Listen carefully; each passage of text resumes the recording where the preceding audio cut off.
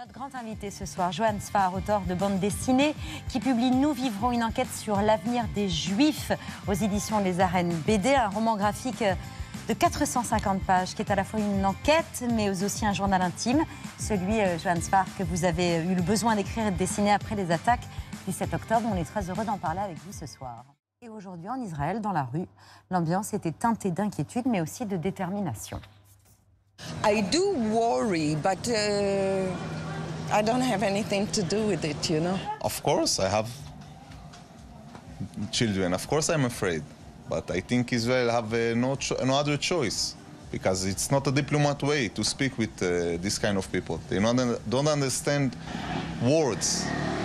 They just understand, unfortunately, blood. Diplomacy is not a real solution for Iran, because Iran said in law they want to kill Israel. We must to have sanctions of Iran or of the world to don't give hand for terrorism. Pour écrire ce livre, Nous vivrons, enquête sur l'avenir des Juifs, vous êtes allé en Israël à la rencontre justement de cette société sidérée, traumatisée, parce qu'elle craint un embrasement général dans la région et qu'elle s'interroge aussi sur sa survie. J'ai commencé en France. La moitié du livre, c'est des Juifs en France, et l'autre moitié, c'est des Juifs en Israël. J'ai failli l'intituler « Qu'est-ce qu'on va faire des Juifs ?» C'était un peu long, donc on a appelé ça « Nous vivrons ». Et c'est un travail d'enquête en bande dessinée. La plupart des gens que j'ai rencontrés, la première chose qu'ils disaient, c'est « tu vas pas avoir le temps de m'écouter ». Parce que dans les news, c'est 2-3 phrases. Je disais « vas-y, j'ai 450 pages ». Et j'ai vu des individus broyés par l'histoire, broyés par la géopolitique, qui s'interrogeaient sur leur avenir et qui étaient beaucoup plus intéressants que les généralités qu'on peut entendre parce qu'on n'a pas le temps, habituellement. Ce qui vous a frappé, écrivez-vous, c'est que tout le monde est sur le point de devenir fou, oui. Littéralement. Oui. Oui, parce que tous les mythes qui nous faisaient survivre, qui nous faisaient tenir, se sont écroulés. En France, on se racontait heureux comme un juif en France. On avait le sentiment que le dôme de fer de la laïcité nous protégeait. On se disait aussi, si ça va mal, on ira en Israël. Bah, là, ça va pas très bien non plus. Et en Israël, il y a ce combat sécuritaire, mais il y a aussi un combat intérieur sur le pacte social israélien. Qu'est-ce que c'est ? L'unité qu'il y a eu chez tous les juifs du monde entier, c'est le refus de se faire exterminer. Là, il y a consensus. Dès qu'on sort de là, les opinions émergent et elles m'ont paru salubres à noter. Vous avez rappelé l'expression « heureux comme un juif en France ». Vous avez constaté qu'il était difficile d'être un juif en France, mais que c'est devenu invivable, là, aujourd'hui. Oui, il y a un lieu où l'existence publique d'un juif devient compliquée.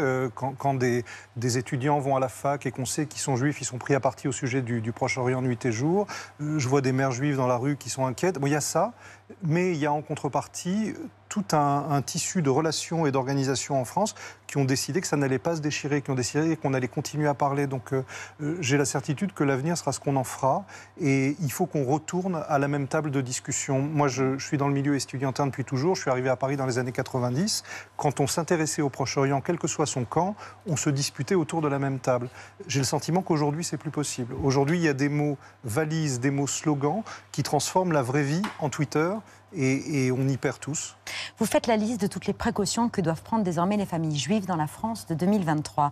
Ne pas dire fort le prénom des enfants au jardin s'ils sonnent juifs. Cacher ses médailles porte-bonheur si elles sont juives. Mais aussi subir les opinions sur le Proche-Orient des quasi-inconnus qui savent qu'on est juif. Et vous terminez par regarder la liste des pays où on pourrait émigrer le jour où ça deviendra invivable. Vous y avez vraiment songé, vous qui prenez justement toujours le dialogue entre toutes les communautés? Moi, je suis français avant tout et je me prends ça sur les épaules parce que depuis 30 ans, je dessine des juifs qui ont l'air arabes. Depuis 30 ans, toute ma mission, c'est ce dialogue intercommunautaire, c'est cette fraternité dont je rêve et qui heureusement existe encore. Mais il y a un lieu... Moi, je ne veux pas qu'on m'impose mon identité juive. Ça m'amuse d'être juif quand j'en ai envie et autre chose quand j'ai envie. Mais cette horrible phrase de Sartre, et il avait raison quand il disait « c'est l'antisémite qui fait le juif ». C'est-à-dire qu'il y a un moment où... dans certains milieux associatifs, il y a des gens qui sont obligés de cacher leur judaïsme aujourd'hui ou d'éviter de parler du Proche-Orient parce qu'ils ont peur d'en souffrir, ne serait-ce que pour leur carrière ou pour leur réseau d'amis. Et si vous saviez le nombre de juifs que je rencontre qui me disent « Ah oui, mais nous, on n'osera jamais parler de ça au travail ou avec nos amis ». Et je trouve ça complètement anormal en 2023. Et c'est un obstacle à la paix et la fraternité. La France s'interroge aussi sur ce qui se passe à l'école. Hier soir, sur BFM TV, Gabriel Attal, le Premier ministre, était invité. Il a pointé un entrisme communautaire au sein des classes. Vous avez, dans beaucoup d'endroits en France, des groupes plus ou moins organisés qui cherchent à faire ce qu'on appelle un entrisme islamiste. Et donc oui, les préceptes de la charia, notamment dans nos écoles.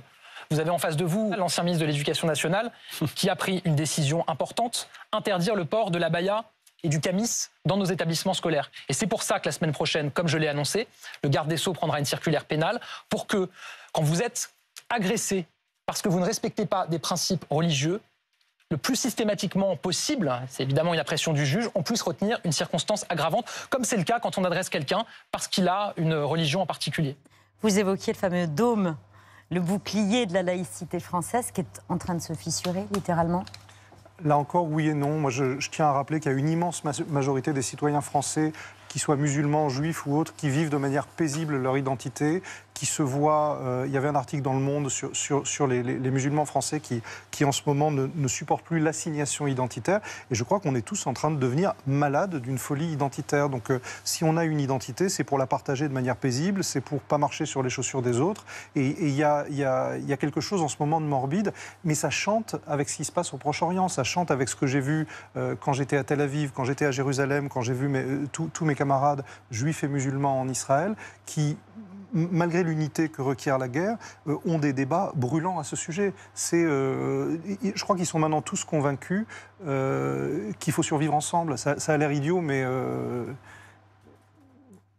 J'amène pas de solution, je suis pas géopoliticien, je fais des portraits de gens qui ont le courage de me dire je sais pas, ou je me sens pas bien, ou je sais pas quoi faire. Et un bouquin qui doute, je trouve ça c'est pas plus mal. La France insoumise, Joanne, devait tenir une conférence à Lille sur la situation du Proche-Orient. Au Proche-Orient, elle a d'abord été interdite par l'Université de Lille. Une deuxième a été ensuite organisée dans une salle privée, elle aussi interdite par la préfecture du Nord. Jean-Luc Mélenchon a quand même pris la parole sur une place de la ville. Il a ciblé ceux qui avaient pris ces décisions. Nous connaissons l'histoire de notre pays. Et c'est parce que nous la connaissons que nous nous méfions, pas seulement des fascistes, mais plus encore peut-être des lâches. Des faibles, ceux qui, dans la chaîne interminable du mal, signent un papier pour organiser un convoi SNCF, qui signent des papiers pour donner des ordres à la police. Moi, je n'ai rien fait, disait Eichmann. Je n'ai fait qu'obéir à la loi telle qu'elle était dans mon pays. Alors ils disent qu'ils obéissent à la loi et ils mettent en œuvre des mesures immorales qui ne sont justifiées par rien ni personne. Celui qui a cédé, président de l'université, dont on me dit que par ailleurs c'est un brave homme, ce que je veux bien croire. Mais à l'instant où il avait à décider, il n'était plus un brave homme singulier, il était le président d'une université, c'est-à-dire d'un lieu de la liberté de l'esprit, où il faut, quoi qu'il en coûte, tenir bon pour la liberté. Je vous ai vu fermer les yeux à la prononciation du nom d'Eichmann, assimiler le président de l'université de Lille à Eichmann, ce nazi rouage de la solution finale. Ces mots, ils vous percutent ? Moi, si je réponds aux bêtises de Mélenchon, je lui fais plaisir. Ce que je regrette, c'est qu'on ne laisse pas de manière paisible davantage de voix palestiniennes parler en France avec des voix israéliennes, comme je l'ai vécu dans les années 90 à Jussieu, quand il y avait des rencontres israélo-palestiniennes. La jeunesse française est préoccupée à raison par les morts à Gaza, par les massacres qu'il y a eu le 7 octobre en Israël. Et c'est normal que la jeunesse veuille en parler. Je regrette qu'un homme qui n'a plus que cette rage à la bouche en fasse un argument électoral. Moi, je voudrais des voix palestiniennes et des voix israéliennes en France pour nous rapprocher du réel, qu'on quitte ce Proche-Orient imaginaire qui ressemble à un chiffon rouge et qu'on parle du réel, tout simplement. Il y a une course à l'interdiction, à la censure, des deux côtés, et pas seulement d'ailleurs sur ce sujet. Enfin, c'est un peu le climat aussi de l'époque. Hein. Mais empêcher ceux qui ne sont pas d'accord de parler. Moi, j'ai jamais demandé la moindre interdiction de quoi que ce soit. Et manifestement, c'est une aubaine pour Jean-Luc Mélenchon de se dire chouette, on est censuré. Mais enfin, on l'entend. Il y a quand même chez vous une sorte de pessimisme générale contre tous les dirigeants politiques. Je prie pour qu'un jour les citoyens soient moins cons que leurs dirigeants. Il y a chez vous un rejet de la parole politique en général? Pourquoi elle est à côté de la plaque, selon vous? Je pense pas ça. Ce que je constate, c'est que lorsqu'on rencontre des individus, ça se passe globalement très bien. À cause de la culture du clash, pour qu'un dirigeant politique existe aujourd'hui, il est obligé de faire le clown. Et dans un monde où il y a plus 1000% d'augmentation des actes anti-juifs, faire le clown, c'est pas très amusant. La marche contre l'antisémitisme, elle vous avez donné de l'espoir quand elle a eu lieu. Il est toujours présent, cet espoir-là? Bien sûr. Bien sûr, il y a une immense majorité de Français qui n'ont pas envie que notre pays devienne une espèce de combat perpétuel pour l'identité. Simplement, cette majorité silencieuse, il est temps qu'elle le soit un peu moins. Des gens qui doutent, comme vous le disiez, et comme le chantait Anne Sylvestre, vous en avez rencontré pas mal aussi en Israël.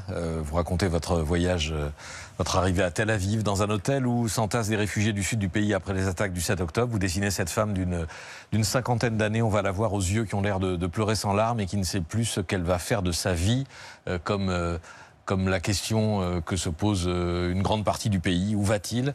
Vous rencontrez aussi Ornit Cohen-Barak, une figure essentielle du paysage littéraire israélien. Elle vous explique que les rassemblements anti-Netanyahou leur ont rappelé pourquoi ils sont israéliens. Ensuite, vous dit-elle, depuis le 7 octobre, la guerre nous a rassemblés, point, momentanément. Pour combien de temps? La réalité israélienne aujourd'hui, c'est un pays qui a reçu 140 000 roquettes depuis le 7 octobre, soit du Hezbollah, soit du Hamas. Et malgré tous les cessez-le-feu, les roquettes n'ont jamais cessé de tomber. C'est-à-dire qu'il y a 300 ou 400 000 citoyens israéliens qui sont déplacés. Le nord et le sud du pays sont des no-go zones. Comme l'a dit Nasrallah, le chef du Hezbollah, il faut leur rendre la vie impossible pour qu'ils rentrent en Europe. Manque de bol, 75% des Israéliens viennent du Proche-Orient, ils ne viennent pas d'Europe. Donc le pays est à l'arrêt. Il y a un boycott culturel silencieux. Par exemple, les séries télé israéliennes, c'est là-dedans que je bosse, ne s'exportent plus. On n'invite plus les auteurs israéliens à l'étranger. Donc, dans ce contexte-là, il y a cette guerre. Et j'ai vu des soldats israéliens qui font la guerre et dès qu'ils ont une permission, ils vont manifester contre Netanyahou. Donc, tout le monde est en train de devenir fou. Benjamin Netanyahou qui menace toujours de poursuivre son offensive dans le sud de la bande de Gaza. Je sais que vous n'êtes pas géopoliticien, mais vous voyez une impasse là, une façon de sortir de... C'est le plus tragique, c'est que personne ne voit l'objectif économique ou diplomatique de cette guerre. Ce qu'ils entrevoient tous et que personne ne dit, c'est la menace d'une guerre avec le Liban. Ce qui écrase tout le monde. Ils ont voulu croire depuis 2005 à un statu quo avec le Hamas et avec le Hezbollah. Maintenant, ils n'y croient plus. Et leur pire terreur, c'est d'avoir une guerre sur deux fronts en même temps. Ça, c'est la seule chose qui est dans toutes les bouches. Et c'est un petit pays. Dans chaque famille, il y a des soldats, puisque c'est une armée de conscription. C'est ce qui peut parfois les rendre aveugles à la tragédie de Gaza. Ils sont saturés d'images sur les actes et ce que subissent leurs soldats. Donc il y a un aveuglement sur ce qui se produit à Gaza.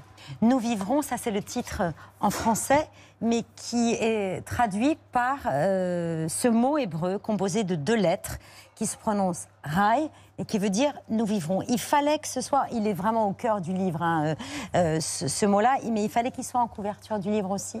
Rai, c'est la vie. Et effectivement, ça n'a pas été simple. C'est pour ça que je suis parti aux éditions des Arènes, parce qu'un autre éditeur m'a dit on serait ravi de publier ton livre et on le fera, mais on n'en tirera pas beaucoup, parce qu'un caractère hébraïque en couverture, c'est clivant, et certains libraires ne vont pas le mettre en couverture. Parce qu'il serait boycotté en quelque sorte, de la même façon que certains auteurs sont boycottés par... C'est le sujet du livre, c'est qu'il semble qu'aujourd'hui, une parole juive ou une calligraphie juive, qui est un gris-gris, c'est pas sioniste, c'est pas israélien, c'est même pas religieux, c'est un gris-gris, une graphie juive aujourd'hui, les représentants de librairie m'ont dit que ça pouvait poser un problème. Et je crois que c'est ça qui participe du corsettement de la parole, c'est qu'il y a un présupposé sur le fait qu'une parole juive va forcément amener un appel à la guerre ou un appel au conflit. Et donc là, c'est l'existence, y compris symbolique, d'une parole juive qui semble poser problème. Nous vivrons enquête sur l'avenir des Juifs. C'est aux éditions Les Arènes BD qui n'ont donc pas eu peur de ce mot hébreu à sa une.